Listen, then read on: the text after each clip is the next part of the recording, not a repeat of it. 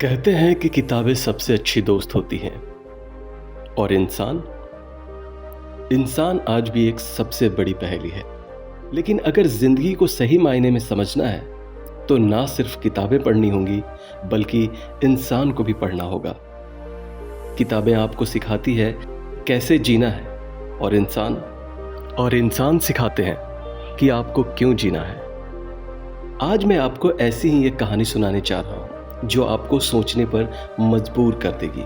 लेकिन उससे पहले अगर आपने मेरे चैनल को सब्सक्राइब नहीं किया है तो कर लीजिए ताकि हमारी कहानी आप तक पहुंचती रहे। राहुल एक 25 साल का लड़का शहर की भागती दौड़ती जिंदगी से थक चुका था। उसने एमबीए किया, बड़ी कंपनी में नौकरी भी लग गई, पैसे थे, शोहरत थी, लेकिन चैन नहीं था। राहुल हर शाम अकेले बैठकर किताबें पढ़ता था।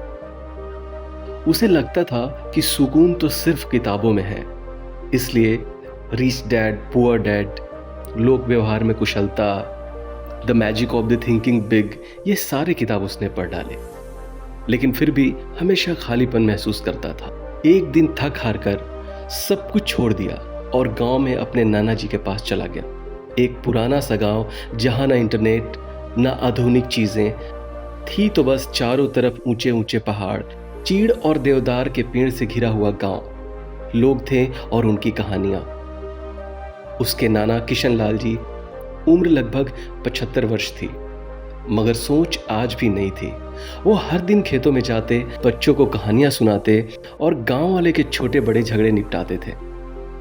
राहुल ने एक दिन पूछा कि नाना जी, आपने तो कोई बड़ी किताब नहीं पढ़ी, आपने बड़े कॉलेज नहीं देखे, फिर भी आपसे लोग सलाह क्यों लेते हैं?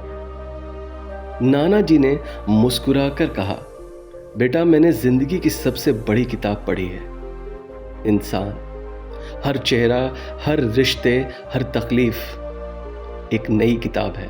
तुम सिर्फ छपे हुए पन्ने पढ़ते हो, मैंने जीते जागते चेहरे पढ़े हैं। राहुल एकदम शांत हो गया। उसे पहली बार समझ आया कि किताबें तो ज्ञान देती हैं, वो अनुभव नहीं देती।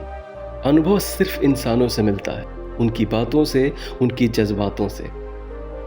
राहुल ने अब किताबों के साथ साथ लोगों से बातचीत भी करनी शुरू कर दी। खेत में काम करने वाले किसान, स्कूल जाते बच्चे व गांव की बूढ़ी दादी। उसे लगता था कि हर कोई जैसे एक जिंदा किताब है, अपनी कहानी, अपना संघर्ष और अपनी सीख। अब राहुल के पास न सिर्फ एमबीए की डिग्री थी बल्कि जिंदगी की समझ भी थी।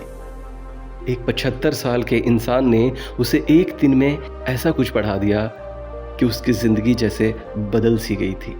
राहुल शहर लौटा, लेकिन अब बदल चुका था। वो अब किताबें भी पढ़ता था लेकिन इंसानों को भी सुनता था, क्योंकि अब उसे समझ आ गया था कि जिंदगी में किताब और इंसान दोनों को पढ़ना चाहिए।